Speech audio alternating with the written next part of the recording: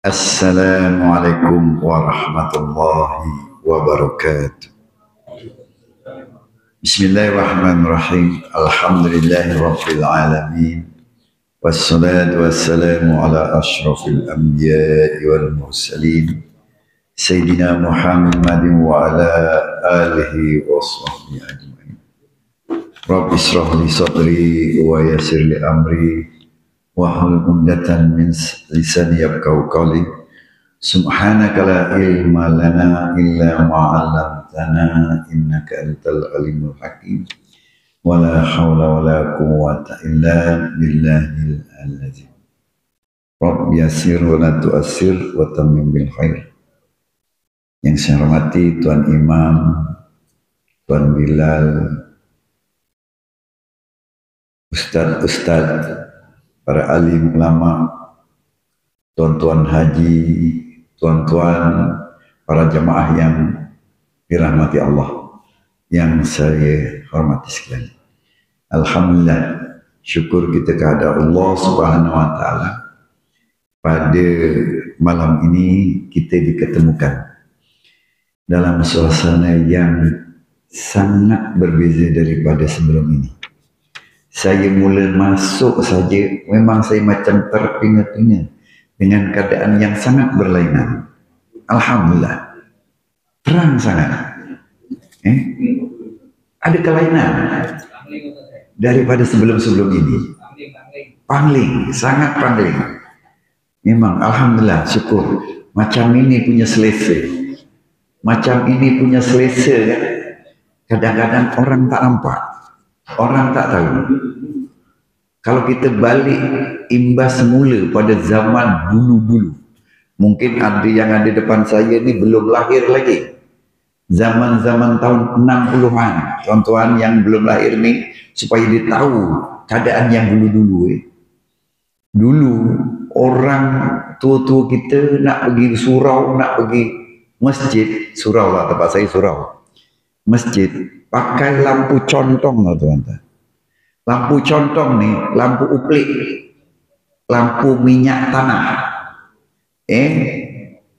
Contong, namanya contong. Sebab belakang tu ada penutup dia, supaya kena tiup, bila tiup angin dia tak mati. Itu pun tuan-tuan, ramai datang ramai-ramai berkumpul. Untuk apa tuan-tuan? Kerana disitulah perhimpunan mereka. Walaupun hanya seminggu sekali pada ketika itu, tidak ada seperti sekarang nih, setiap malam ada. Tapi datang tuan-tuan, yang sekarang ini terang-terang macam ni, kalau sampai tak datang ni tak tahulah. Sebab apa tuan-tuan? Dikatakan dalam sebuah hadis, majtama qaumun fi baiti min buyutillah. Sempena cantik terang benderangnya lampu ni, kita bacakan ni supaya mereka-mereka ni terbuka hati. Mana yang tak tahu, yang kat dalam ni dah tahulah. Memang setiap bulan ada kan. Jadi dalam hadis yang disebutkan tadi, yang saya sebutkan tadi, majtama qaumun fi baiti min buyutillah. Tidaklah berkumpul suatu kaum yang jumlahnya lebih daripada 3, lebih banyak, yang banyak. Maknanya bilangan yang banyak itu dikira lebih daripada 3 itu banyak. Apatah lagi 20, 30, kalau macam ni punya ramai, mungkin hampir kepada 40 orang ada. Jadi ramai. Yatluna kitabillah, dan mereka ini menyebut-nyebut nama Allah. Maknanya kat dalam ni kita tadi sembahyang, dah baca Quran. Macam mana bila masa baca Quran? Masa Fatihah sembahyang baca Quran tu. Al-Fatihah tu Al-Quran. Bukan semestinya buka Al-Quran baca, itu lagi baik. Tapi baca Al-Quran sembahyang. Siapa yang tak baca Al-Quran, sembahyangnya tak sah. Siapa tak baca Fatihah, tak sah sembahyangnya. Jadi kita kat dalam ni Dalam perkumpulan ini kita ada baca Quran. Kitab yatluna kitabillah, yaitu baca dari kitab Allah. Sebagian daripada ayat Quran itu ayat kalimah Allah.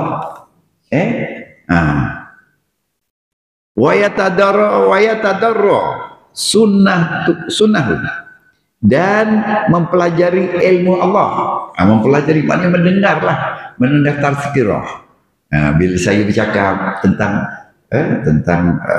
ilmu-ilmu, bukan saya saja, mungkin ada ustaz yang lain kan, mendengar, mempelajari ilmu-ilmu Allah. Kecuali Allah turunkan 4 perkara, tak ada lain, maka Allah akan turunkan 4 perkara. Apa perkara tersebut? Nazalat alaihimus sakinah. Allah turunkan ketenangan hati kepada jamaah-jamaah ini, kepada tuan-tuan. Allah Ta'ala turunkan sakinah, ketenangan hati. Tenang hati. Duduk dalam masjid, duduk dalam jamaah, tenang hati kita dengan suasana yang tenang, tak kalang kabut. Dalam masjid mana ada kalang kabut kan? Tenang. Dengan bacaan, waktu imam baca Fatihah apa semua, senyap semua, kita mendengar. Maknanya tenang, kita tenang, duduk pun tenang, duduk dalam ketenangan. Sebab itu tuan-tuan, satu ketika zaman Rasulullah SAW, sahabat yang bernama Abizar, dia ni banyak utang. Abizar banyak utang, dia punya sejarahnya dulu lah, banyak utang. Bila banyak utang, orang kalau banyak utang nih, siang takut, malam tak boleh tidur, mengenangkan utang tu kan. Banyak malam tak boleh tidur. Siang takut diburu-buru oleh pemiutang, orang yang memberi utang. Datang nak untuk utang, datang. Jadi dia sembunyi. Persembunyian yang paling munasabah bagi dia duduk dekat masjid. Dia pergi masjid, duduk dekat masjid. Nah, dapat ketenangan tu, duduk di masjid. Pada dia, masjid itulah tempat persembunyian yang paling baik. Karena kalau orang yang duduk di masjid mesti dihadrat semua orang yang beribadah. Jadi satu ketika selesai daripada sembahyang, sebelum itu Nabi memang perhatikan si Abizar ni. Orang balik dia tak balik, dia masjid kan, duduk saja di masjid. Sampai satu ketika Rasulullah SAW bertanya kepada Abizar, "Ya Abizar, saya tengok awak ni selalu di masjid. Orang balik awak tak balik. Kuat kamu beribadah?" Dia berterus terang cakap, "Ya Rasulullah, sebenarnya aku duduk di sini bukan untuk beribadah. Aku duduk di masjid ini kerana aku takut dengan pemburu utang. Sebab aku banyak utang. Duduk di rumah takut orang menuntut utang. Malam tak boleh tidur. Jadi yang paling sesuai pada saya duduk dekat masjid." Nah, itu yang seterusnya Rasulullah SAW dibagi doa. Bagi doa. Doa supaya dapat melunaskan hutang. Doa supaya dapat melunaskan hutang. Doanya yang dibaca oleh imam tadi selepas sembahyang. Allahumma inni a'udzubika minal hammi wal hazan wa a'udzubika minal azzi wal kasal wa a'udzubika minal jubni wal bukhl wa a'udzubika min ghalabati daini wa qahri rizal. Itulah dalam doa itu adalah doa pelunas hutang. Daripada sifat kedekut, daripada sifat takut, daripada sifat pemalas, atau doa. boleh kita amalkan. Dan saya tahu setiap sembahyang waktu imam tadi baca, itulah doanya dan diamalkan. Jadi nak dapat ketenangan, yang pertama sekali dalam masjid secara jamaah. Telah disebutkan oleh dalam hadis bahwa Allah Ta'ala turunkan 4 perkara. Yang pertama, turunkan ketenangan. Allah Ta'ala berikan ketenangan kepada tuan-tuan semua yang duduk dalam masjid. Duduk dalam jamaah. Inilah dalam majlis ilmu. Baik. Yang kedua,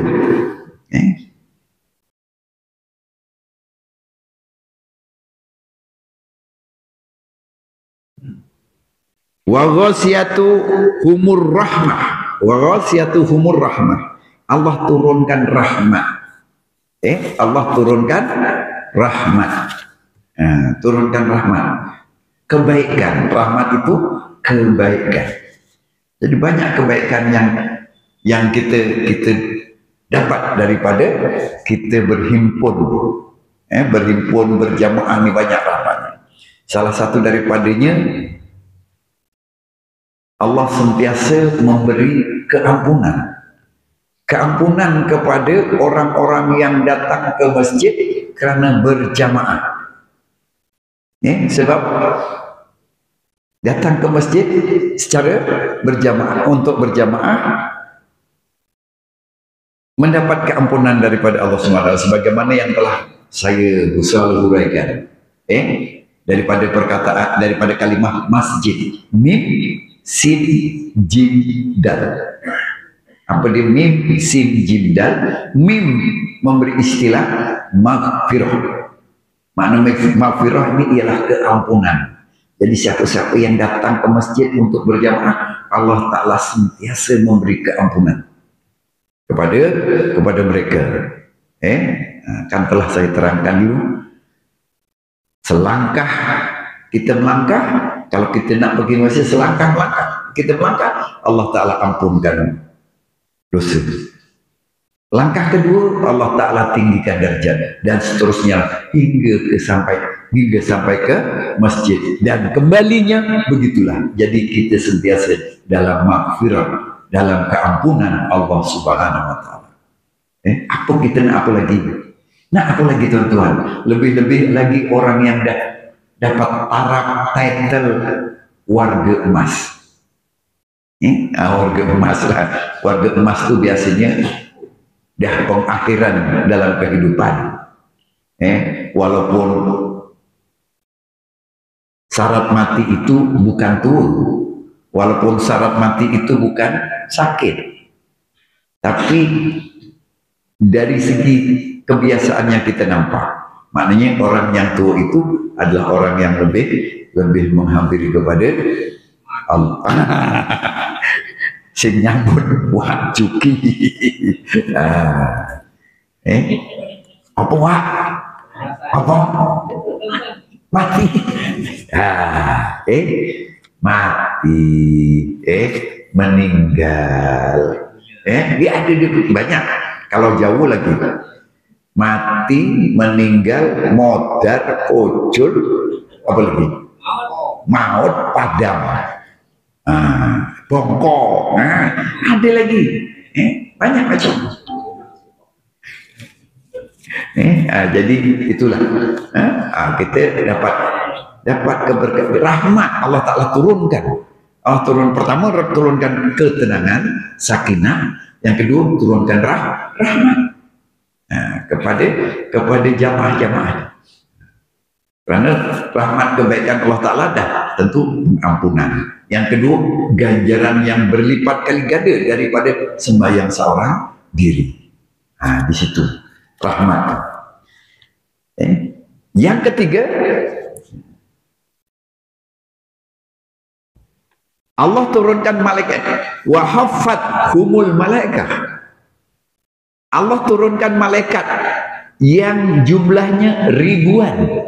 Allah Ta'ala turunkan malaikat yang jumlahnya ribuan dalam majlis ini.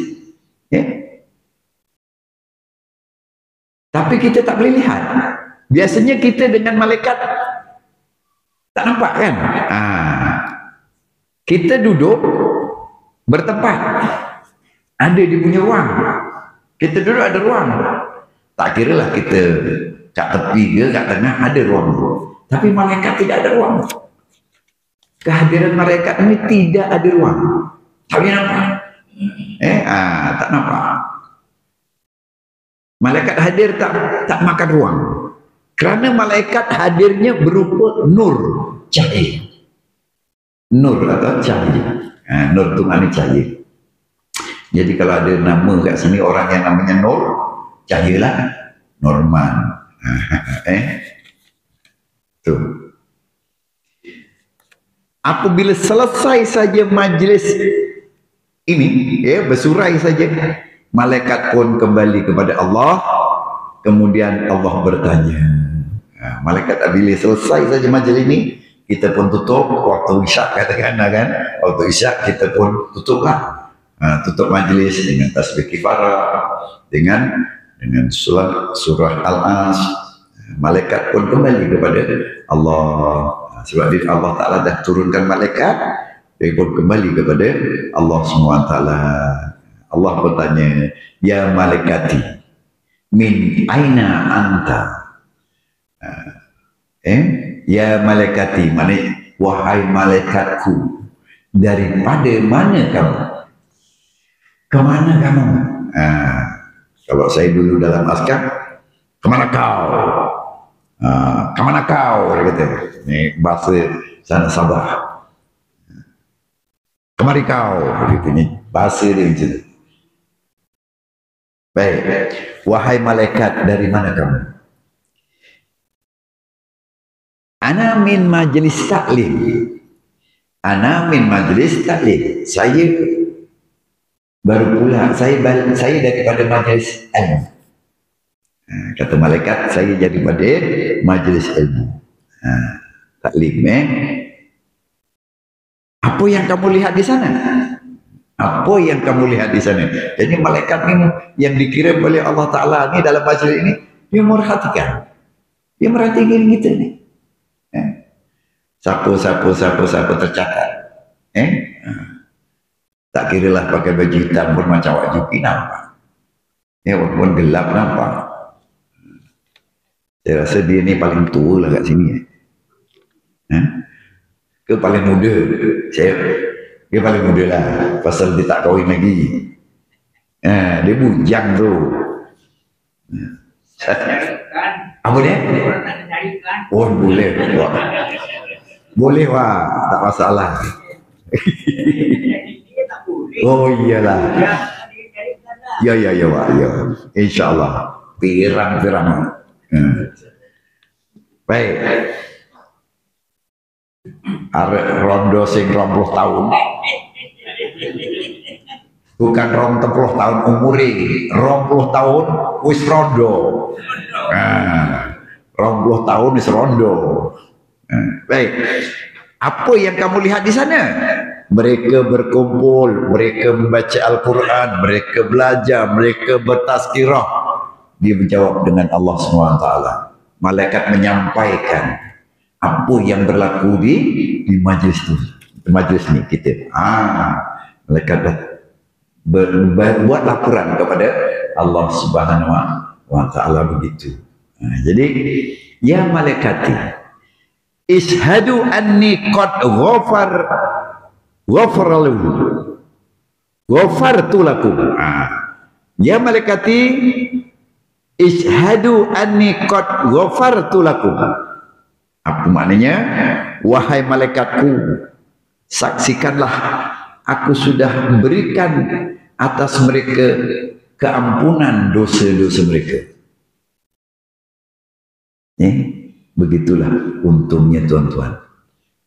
Untungnya orang yang duduk dalam majlis ilmu. Malaikat menyampaikan apa yang berlaku dalam majlis ilmu tersebut, dan Allah Ta'ala menyatakan kepada malaikat, saksikanlah bahawa aku telah ampunkan dosa-dosa mereka. Jadi tuan-tuan, adalah antara orang-orang yang diampunkan dosa oleh Allah Subhanahu wa Ta'ala. Amin. Tuan-tuan yang dirahmati Allah sekalian. Begitulah. Begitulah seterusnya. Jadi sempurna bulan Maulidur Rasul ini. Mungkin banyak majelis-majelis ilmu yang diadakan. Sama ada di masjid ini sendiri atau di masjid-masjid lain, datanglah, pergilah, pergilah ke sana. Kerana apa tuan-tuan? Kerana datang majelis ilmu itu sebagaimana pesanan Luqmanul Hakim. Luqmanul Hakim, tuan-tuan kenal kan? Pernah dengar cerita Luqmanul Hakim?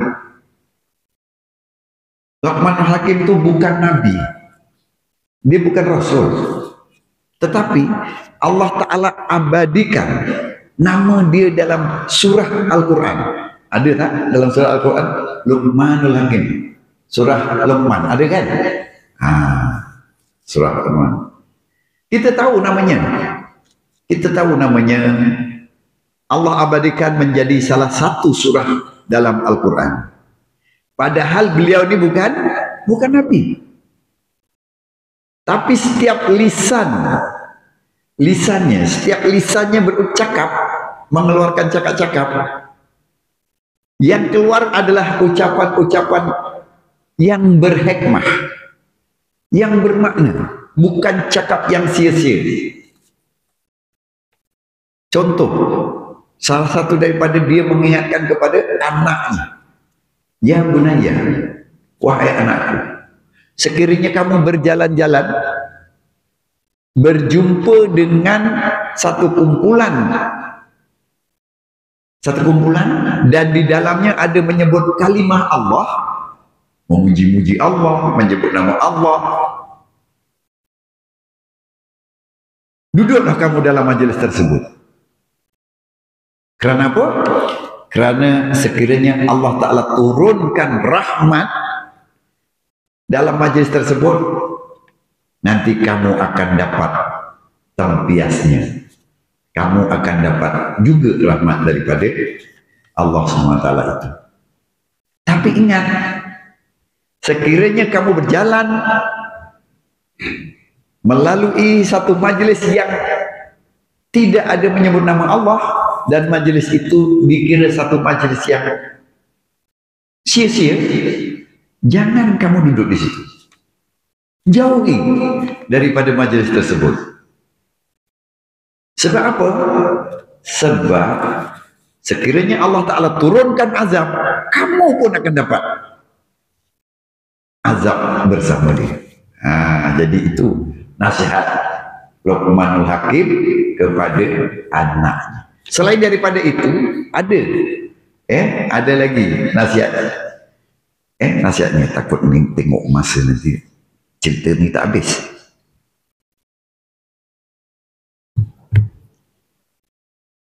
Oh, boleh.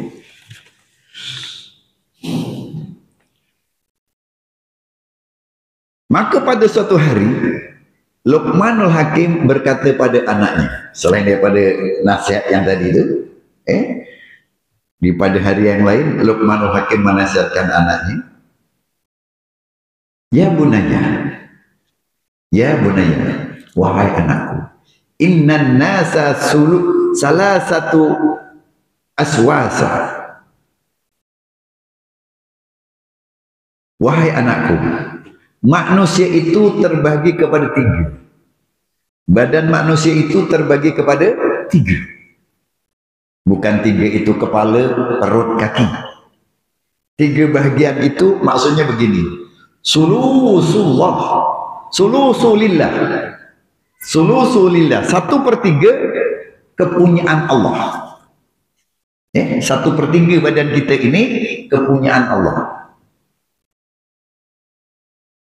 Sulusu linafsi. 1/3 kepunyaan diri kita sendiri. Kepunyaan diri kita. Dan wasulusu lidudi. 1/3 kepunyaan ulat.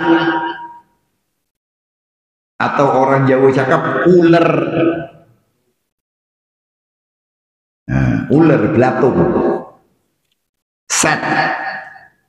Ada orang sebut belatung, ada sebut apa ulat nangke. Belatung lah tuh. Set. Nah, kalau ayam busuk ke dalam parit, belatung dia. Baik. Badan kita terbagi kepada 3, kata Luqmanul Hakim. 1/3 Allah punya. Kepunyaan Allah 1/3. Apa dia? Yang kepunyaan Allah itu ialah roh. Roh. Tuan-tuan boleh duduk di sini. Tuan-tuan boleh bergerak daripada rumah kemari. Tuan-tuan boleh bercakap. Tuan-tuan boleh ketawa. Tuan-tuan boleh bercerita.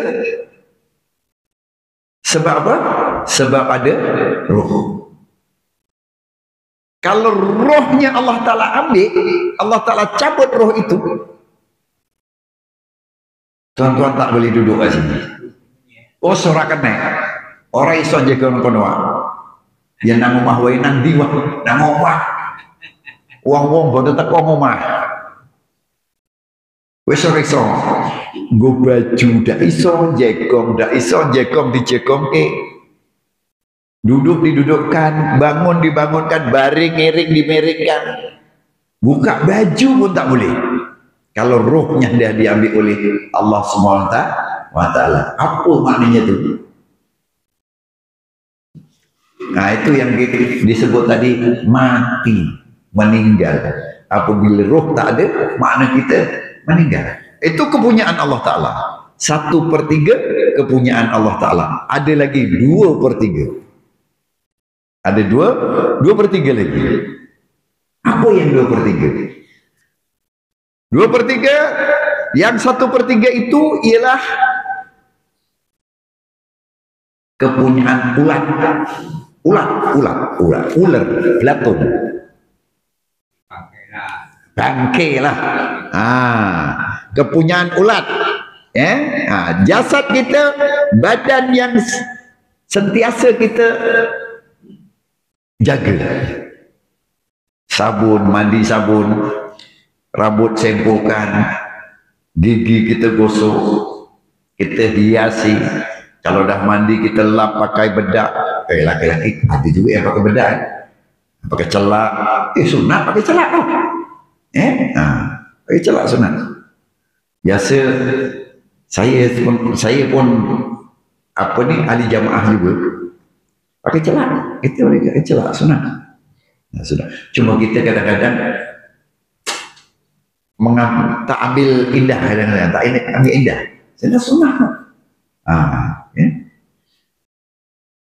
Tapi tuan-tuan, untuk apa kita? Untuk apa itu semua? Waktu kita hidup.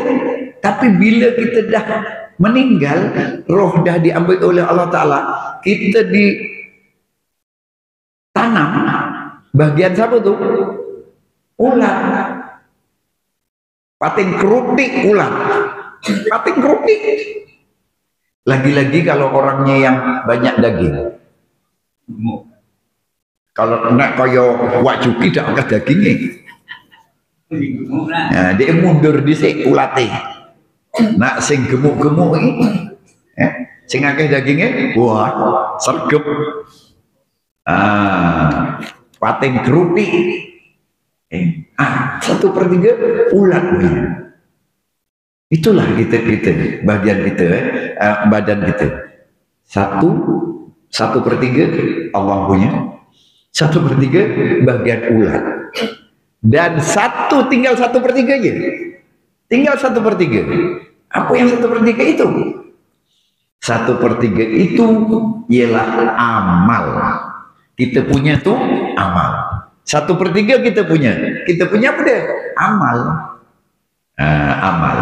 Amal soleh. Amal soleh ini banyaklah yang kita lakukan. Setiap apa yang kita lakukan kebaikan itu adalah amal soleh.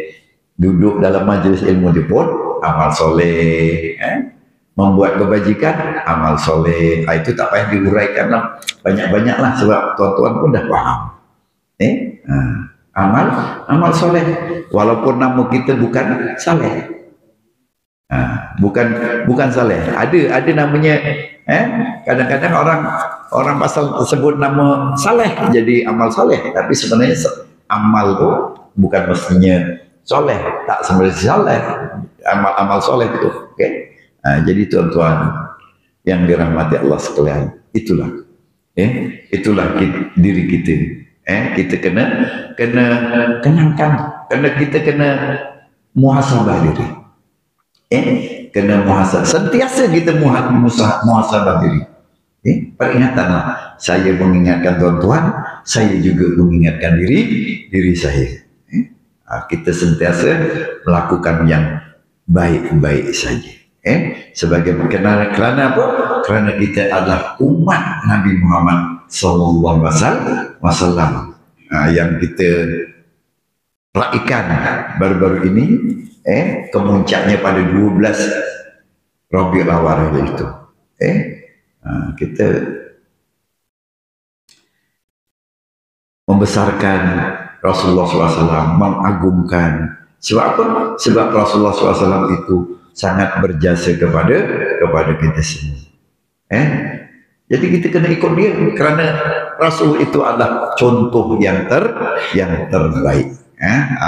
Sebagaimana ayat Quran yang disebutkan, laqad kana lakum fi rasulun uswatun hasanah. Sesungguhnya adalah bagimu diri Rasul itu ikutan yang baik. Rasulullah itu adalah ikutan yang baik. Jadi kita kena ikut cara Rasulullah, sehingga kan yang sehebat-hebatnya ibadah sampai kepada yang ringan-ringannya ibadah kita suruh ikut. Kita kena muhasabah diri kita ni. Apakah yang Rasulullah SAW ajarkan kepada kita? Rasulullah yang telah ajarkan kepada kita, untuk kita taat kepada Allah Subhanahu wa Ta'ala.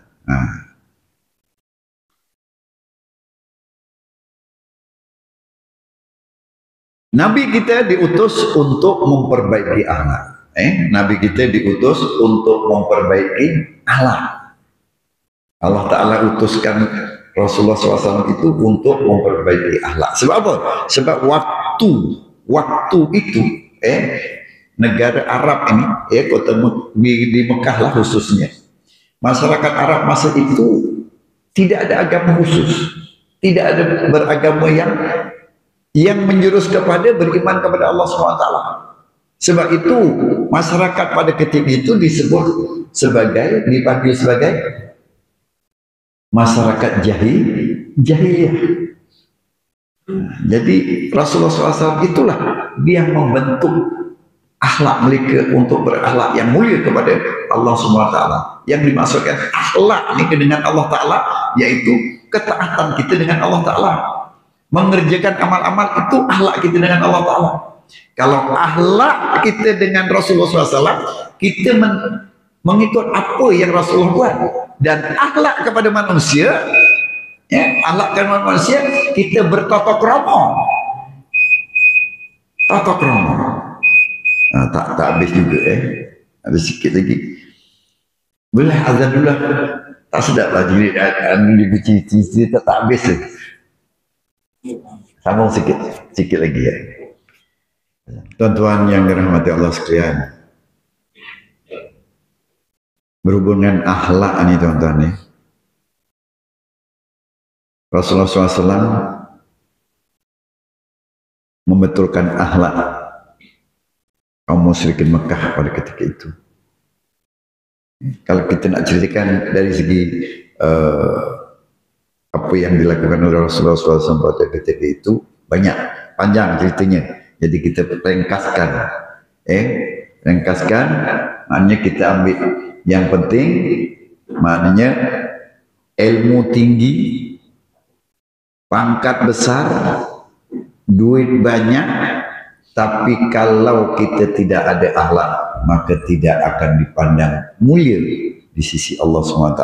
Sebab itu Allah SWT ada menyebut dalam Al-Quran yang artinya Allah tidak memandang rupa kamu, rupa paras kamu dan harta kamu, tetapi Allah SWT apa yang dipandangnya? Takwanya. Jadi orang yang bertakwa itu adalah orang yang berakhlak. Orang yang berakhlak. Nih. Guru saya pernah kata, guru saya dulu. Dia kata, orang yang berakhlak itu, orang yang berakhlak, kalau dia berjalan di daratan, kalau dia diletakkan di daratan, dia boleh berjalan. Kalau dicampak dekat laut, dia boleh berenang. Kalau dia melantun ke udara, dia boleh terbang. Maknanya, campak ke mana-mana saja pun, kalau orang itu ada akhlak, dia ini dipandang mulia oleh manusia. Kalau tinggi ilmunya pun, kalau dia tak berakhlak, maknanya dia tidak bertakwa kepada Allah SWT, dia tak takut dengan Allah SWT, maka dia tidak mulia di sisi Allah Ta'ala. Tuan-tuan, akhir-akhir ini, akhir-akhir ini di sekeliling kita, ini dalam masyarakat kita lah. Terdapat anak-anak zaman sekarang, bukan anak tuan-tuan, mungkin tak ada anak tuan-tuan. Mereka ini terlalu mengambil jalan yang mudah, maknanya untuk penyelesaian pada diri dia memudahkan jalan tersebut, sehingga ia terjerumus di dalam kancah yang kurang sehat, keadaannya kurang sehat. Yang mana saya dapat cerita ini untuk kita kongsi lah. Saya cerita sebab saya dalam sebulan ni saya ditugaskan untuk berceramah di AADK Batu Pahat. Di AADK Batu Pahat, Jalan Kenanga, Taman Dahlia, Batu Pahat. Sebelah sekali, tuan-tuan. Insya tuan-tuan, kalau kita tengok orang Melayu kebanyakannya, orang Melayu kita, dan bukan usia-usia yang muda, ada cucu tuan-tuan, dah ada cucu, yang ngantor tu untuk daftar di situ cucunya, istri orang, maknanya perempuan, suaminya yang ngantor. Dan orang-orang yang di situ adalah dikira pemulihan. Maknanya orang-orang itu telah melalui proses penjara.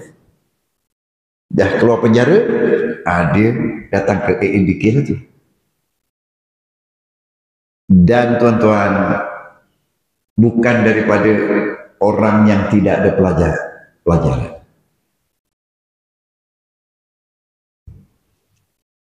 Dengan mempunyai ijazah, diploma yang ada kat situ.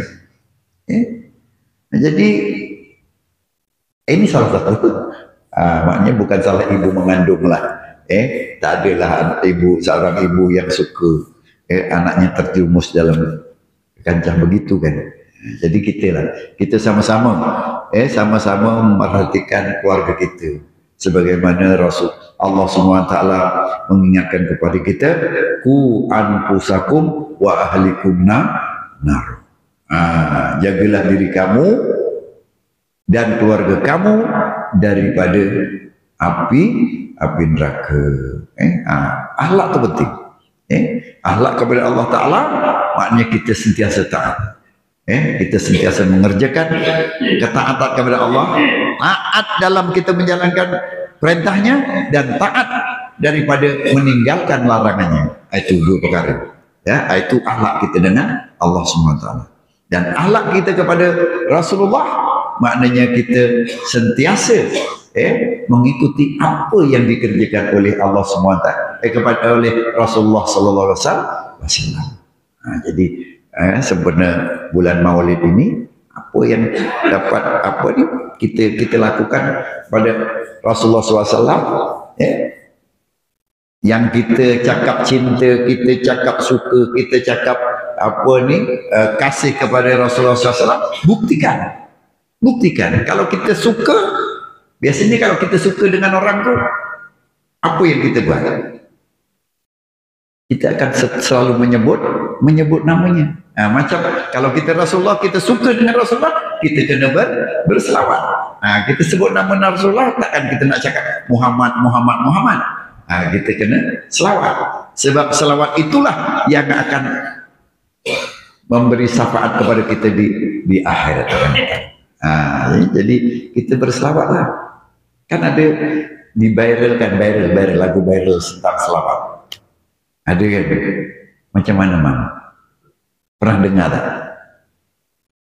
Dia lagunya macam ikan dalam kolam. Bila ingin melihat Nabi di dalam surga,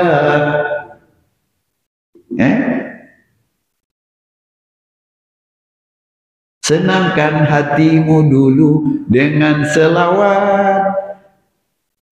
Bila ingin selamat nanti dari neraka, mintalah tolong pada Nabi Muhammad. Allahumma sholli ala Muhammadin. Ya Rabbi sholli alaihi wasallim. Allahumma sholli ala Muhammadin. Ya Rabbi sholli alaihi wasallim. Seronok juga kan? Enak kan? Enak. Tapi aku tak kena neruskan. Kau udah.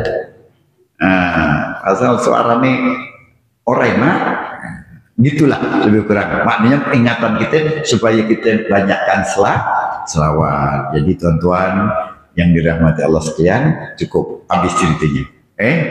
Dah habis ceritanya tentang apa yang saya nak sampaikan. Jadi mudah-mudahanlah kita ni tergolong daripada orang-orang yang sentiasa mendapat rahmat daripada Allah Subhanahu wa taala dan mendapat keampunannya.